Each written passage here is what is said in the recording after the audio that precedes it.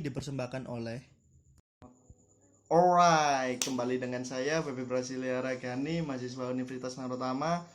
Di sini saya akan menyampaikan tentang materi testing dan implementasi sistem informasi pada week 19 sampai 15 dengan menggunakan media Elina. Media Elina sendiri ialah media platform untuk pembelajaran, terutama untuk kelas C pada Universitas Narotama. Jadi di pandemi ini platform ini digunakan untuk semua kelas untuk pembelajaran dari bulan Maret kemarin hingga UAS saat ini. ini biodata saya. Materi yang dibahas seperti di bawah ini. Ada week 9 yaitu mempelajari case study melalui jurnal. Ada week 10 object oriented testing. Week 11 procedural testing software. Week 12 software testing documentation. Week 13 system acceptance test software. Week 14 strategi implementasi sistem interpretive structural modeling atau ISM. Week 15 how to approach your next testing project. Pada week 9 berisi materi tentang mempelajari studi kasus melalui jurnal yang berjudul White and Gray Box Verification and Validation, a Process for Safety and Security Critical Software Systems. Jurnal ini membahas masalah testing dan membahas verifikasi dan memvalidasi keselamatan dan tuntutan keamanan menjadi sangat penting, dan bahwa itu harus ditangani secara terpadu, sistematis. Pada jurnal ini membahas proses dua testing, yaitu white box dan gray box. Yang pada white box, satu, identifikasi skenario yang sesuai yang memerlukan pengujian. Dua, pelaksanaan kasus uji tersebut. Tiga, sebuah analisis yang membahas pertanyaan apakah sebenarnya jumlah berapa kriteria pengujian yang ditentukan telah dipenuhi, dan inspeksi yang menjawab pertanyaan apakah perilaku perangkat lunak yang diamati telah sesuai dengan spesifikasi. Pada gray box testingnya, yaitu membahas mapping based integration testing, message based integration testing, dan state based integration testing.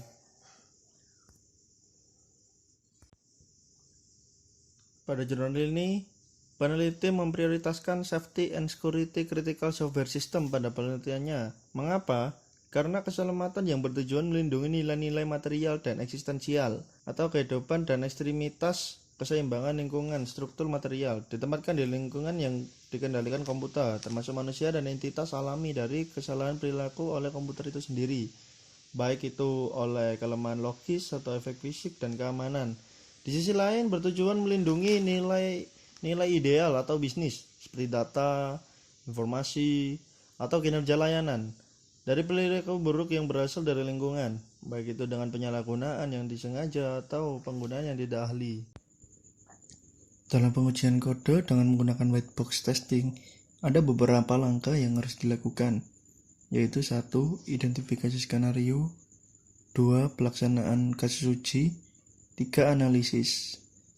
Strategi white box meliputi crucial control flow paths, sophisticated data flows, incorrected composite branching, measures of component interaction. Pada week 10, kita membahas tentang object oriented testing. Pada week 10, kita membahas tentang object oriented testing. OOT atau object oriented testing adalah suatu paradigma pemrograman yang berorientasikan kepada objek.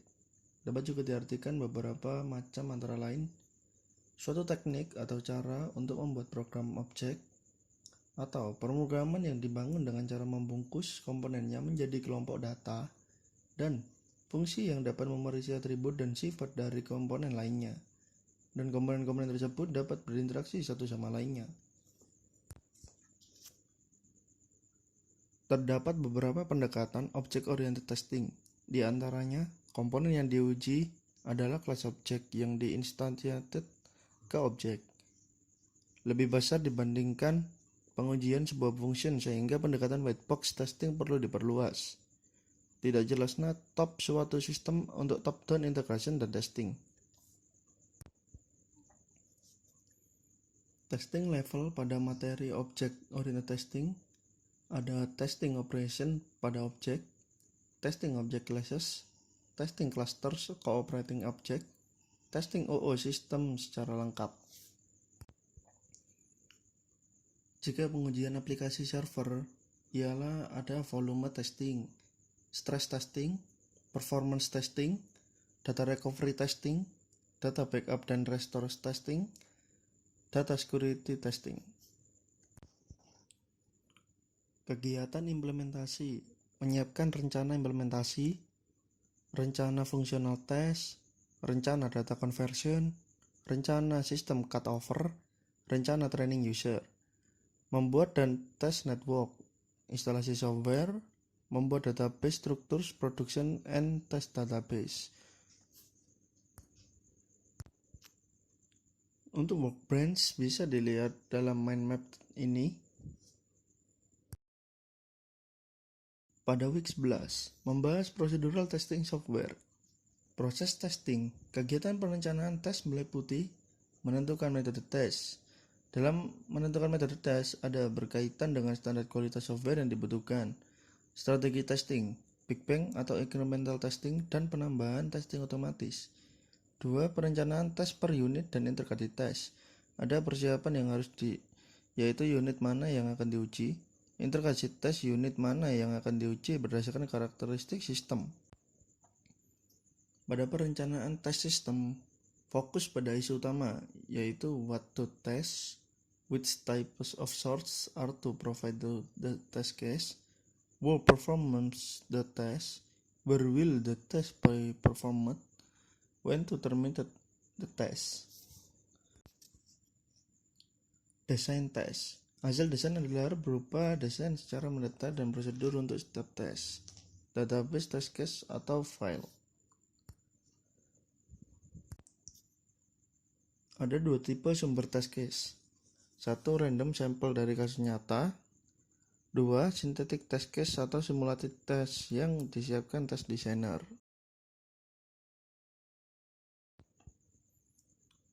Ada automated testing. Automated testing, tambahan tahap dalam integrasi tools yang terkomputerized ke dalam proses pengembangan software. Tools ini tersedia dalam komputer aided software engineering atau CASE. Faktor-faktor yang mempengaruhi pengembangan automated testing adalah 1. Antisipasi biaya penghematan biaya. 2. Memperpendek durasi tes. 3. Meningkatkan keakuratan tes. 4. Meningkatkan hasil laporan. Tipe utama dari automated test ada kode auditing, coverage monitor, functional test, load test, dan test management. Keuntungan utama dari automated test ada akurat dan hasil maksimal, akurat dari hasil log dan report, mampu mendapatkan informasi yang komprehensif, membutuhkan sedikit sumber daya, memperpendek periode tes, performance of complete regression test, performance lebih baik dari manual test. Kelemahannya ialah investasi yang tinggi untuk paket purchasing dan training, butuh sumber daya lebih banyak dalam menyiapkan tes, ada area yang tidak dapat dimasukkan dalam automated test. Pada materi ini ada alpha testing dan beta testing. Alpha testing adalah salah satu strategi pengujian perangkat lunak yang paling umum digunakan dalam pengembangan perangkat lunak. Hal ini khusus digunakan oleh organisasi pengembangan produk dengan tujuan agar sistem yang dikembangkan terhindar dari cacat atau kegagalan penggunaan.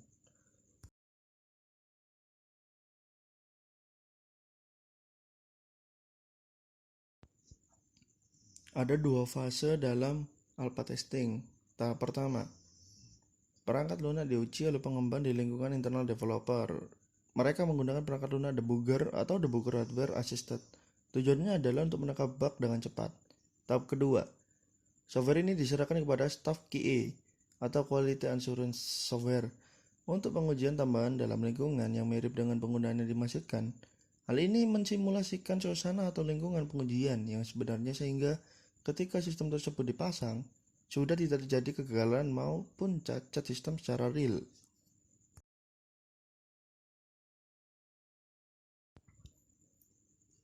Beta set testing. Pengujian beta juga dikenal sebagai pengujian pengguna berlangsung di lokasi pengguna akhir oleh pengguna akhir untuk memvalidasi kegunaan, fungsi, kompatibilitas, dan uji reliabilitas dari software yang dibuat. Tes beta merupakan tahap kedua dari pengujian perangkat lunak di mana pengguna mencoba produk. Awalnya tes alpha, berarti tahap pertama pengujian dalam proses pengembangan perangkat lunak. Tahap pertama meliputi unit testing, pengujian komponen, dan pengujian sistem. Pengujian beta dapat dianggap pengujian pra-rilis, artinya sebelum produk tersebut dilempar ke pasaran, maka harus dipastikan dari sisi pelanggan bahwa perangkat lunak tersebut terbebas dari cacat atau kegagalan. Pada week 12, kita akan membahas software testing dokumentasi. Macam-macam dokumen testing ialah seperti di bawah ini. Sistematika dokumen pengujian, ada halaman muka, daftar perubahan, daftar halaman perubahan, daftar isi, daftar gambar, daftar tabel, daftar lampiran.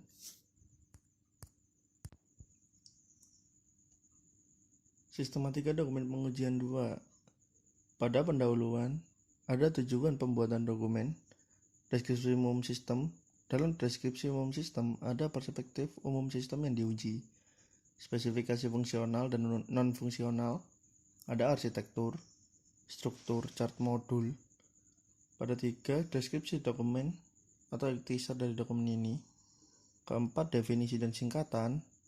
5, dokumen referensi atau dokumentasi hasil proses maupun referensi lain yang mendukung. Setelah pembahasan para pendahuluan, sekarang masuk ke lingkungan pengujian perangkat lunak. Berisi perangkat lunak pengujian atau tools dan environment. Ada perangkat keras pengujian atau environment, ada material pengujian atau objek yang diuji, ada sumber daya manusia atau pelaku pengujian, ada sumber prosedur umum pengujian. Kemudian membahas prosedur umum pengujian. 1. Berisi polisi, strategi, dan teknik pengujian yang dipakai. 2. Persiapan awal. Dalam persiapan awal ada persiapan prosedural, persiapan perangkat keras, persiapan perangkat lunak, identifikasi dan rencana pengujian, dan dalam identifikasi rencana pengujian ada objek yang diuji, kasus uji, teknik pengujian yang dipakai, expected result, dan membahas deskripsi dan hasil uji di 3 dititelkan caranya untuk setiap uji pengujiannya, analisa hasil yang terakhir. Pada week 13, kita membahas sistem acceptance test software. Acceptance testing adalah tingkat pengujian perangkat lunak di mana suatu sistem diuji untuk dapat diterima. Tujuannya adalah untuk mengevaluasi kepatuhan sistem dengan persyaratan bisnis dan menilai apakah dapat diterima untuk pengiriman. Definisi lainnya adalah pengujian formal berkenaan dengan kebutuhan pengguna, persyaratan, dan proses bisnis yang dilakukan untuk menentukan apakah suatu sistem memenuhi kriteria penerimaan atau tidak, dan memungkinkan pengguna, pelanggan, atau entitas resmi lainnya untuk tidak menentukan apakah menerima sistem atau tidak. Dalam acceptance testing, biasanya metode yang digunakan ialah black box testing. Pengujian biasanya tidak mengikuti prosedur yang ketat dan tidak dituliskan, tetapi lebih bersifat ad hoc. Prosesnya ialah 1. Acceptance test plan. Dalam acceptance test plan berisi prepare, review, rework, baseline. 2. Acceptance test case atau checklist berisi prepare, review, rework, baseline. Dan dalam acceptance test adalah performa. Internal acceptance testing juga dikenal dengan pengujian alpha. Dilakukan oleh anggota organisasi yang mengembangkan perangkat lunak, tetapi yang tidak terlibat langsung dalam proyek atau dalam pengembangan. Biasanya itu dilakukan anggota manajemen produk, penjualan, dan atau dengan pelanggan. External acceptance testing dilakukan oleh orang-orang yang bukan karyawan organisasi yang mengembangkan perangkat lunak, seperti customer acceptance testing dilakukan oleh pelanggan organisasi yang mengembangkan perangkat lunak. Mereka adalah orang-orang yang meminta organisasi untuk mengembangkan perangkat lunak. 2. User acceptance testing juga dikenal sebagai pengujian beta, dilakukan oleh pengguna akhir perangkat lunak. Mereka bisa menjadi pelanggan sendiri atau pelanggan yang lain. Pada week 14, kita membahas strategi implementasi sistem. Materi yang dibahas ialah Interpretive Structural Modeling atau ISM. ISM sendiri adalah metodologi yang efektif untuk menangani masalah yang kompleks. Metodologi tersebut telah digunakan selama lebih dari 25 tahun oleh konsultan terlatih khusus untuk membantu klien mereka memahami situasi dan menemukan solusi untuk masalah yang kompleks. ISM pertama kali diusulkan oleh J. Warfield pada tahun 1973. ISM adalah proses pembelajaran berbantuan komputer yang kemungkinan individu atau kelompok untuk mengembangkan peta hubungan kompleks antara banyak elemen yang terlibat dalam situasi yang kompleks. ISM sering digunakan untuk memberikan pemahaman mendasar tentang situasi yang kompleks, serta untuk menyusun tindakan untuk menyelesaikan masalah. Ini telah digunakan di seluruh dunia oleh banyak organisasi bergengsi termasuk NASA. Pada week 14 ini ada jurnal yang kita juga bisa membacanya, yaitu jurnal berjudul Strategi Perencanaan Implementasi Sistem Informasi Manajemen Pengolahan Data Penangkap Ikan di Kementerian Kelautan dan Perikanan. Langkah-langkah yang akan dilakukan dalam penggunaan teknik ISM ialah 1. Identifikasi elemen sistem. 2. Hubungan konseptual. 3. Pembuatan matriks interaksi tunggal terstruktur atau SSIM. 4. Pembuatan matriks reachability.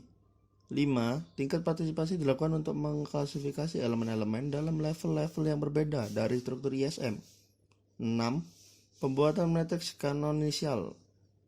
7. Pembuatan diagram. 8. Pembangkitan interpretif struktural modeling ISM dibandingkan dengan memindahkan seluruh jumlah elemen dengan deskripsi elemen.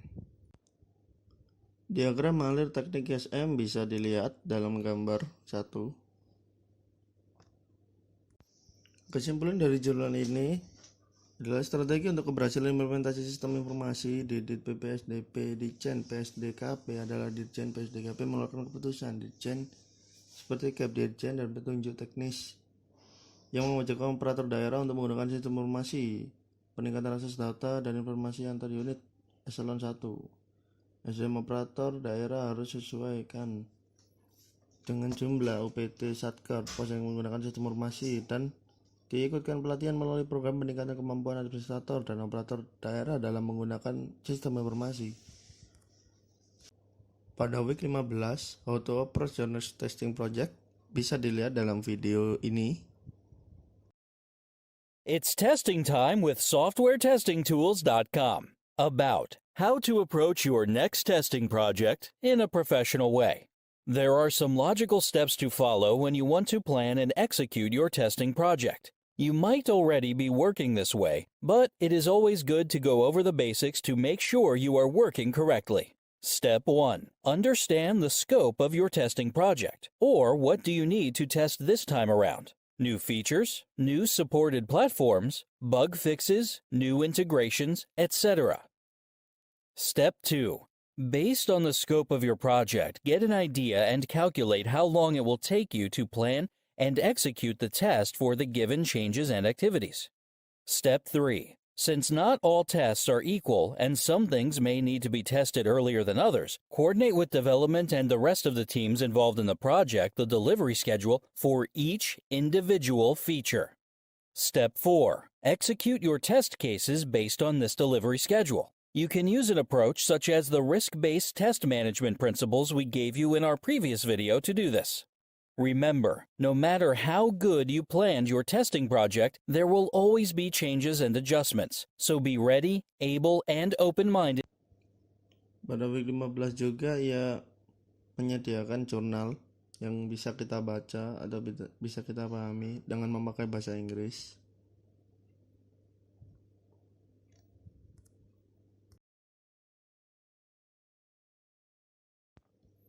Terima kasih semua telah menyaksikan video kami.